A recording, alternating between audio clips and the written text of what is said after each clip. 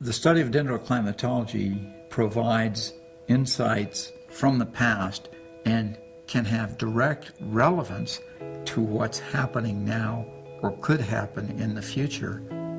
Results of dendroclimatological research can be used to look at the climate conditions during the period of occupation in any particular area, but it also can provide insights into the predictability of climate and climate patterns.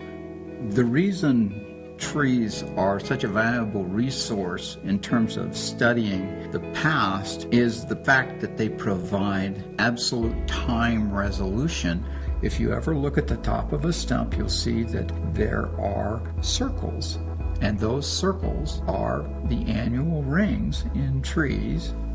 During the growing season, a ring is added at the outside. So the oldest ring is in the center and the youngest ring is at the outside. Wide ring is a reflection of good growing conditions, so the tree probably had plenty of moisture and it was not too hot. If a ring is narrow, there was not enough water and it might have been a little bit warmer. And so the tree was under what we might call a bit of drought stress. Cross-dating is the process of pattern matching of rings between trees. What you look for are ring patterns that match from tree to tree back in time, going from living trees into standing snags, into the archaeological record, and into even older remnant wood lying on the ground. Climate played a major role in the development of Puebloan culture. The communities were dependent on corn agriculture for their sustainability. During the period of early development in the Four Corners area, climatic conditions were favorable enough to allow subsistence agriculture to take hold. As time progressed, these subsistence agriculturalists expanded both in population size and into marginal areas where climate at this point was favorable enough for them to be able to actually practice agriculture. At the end of the 13th century, the tree rings clearly show a relatively long, sustained droughty period that was certainly a major contributing factor to the abandonment of the Four Corners area.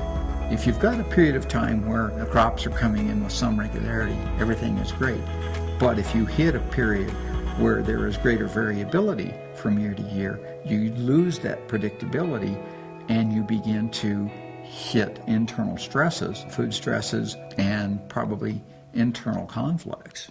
When you're faced with these kinds of stresses, societies really have three choices.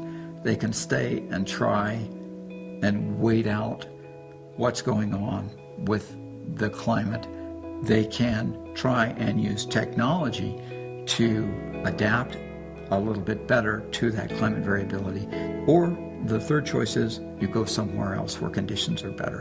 And they did. They moved south. The impact of climate on society should not be underestimated.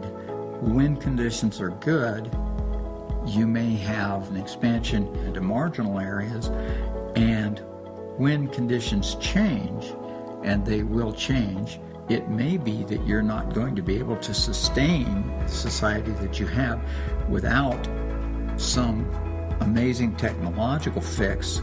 You may find yourself in a situation not unlike the ancestral Puebloans people found themselves. As dendrochronologists and dendroclimatologists, we can provide those kinds of insights, but we're not the policymakers. It's up to the policymakers to take the information that is provided and make wise decisions about what we do with regard to our resources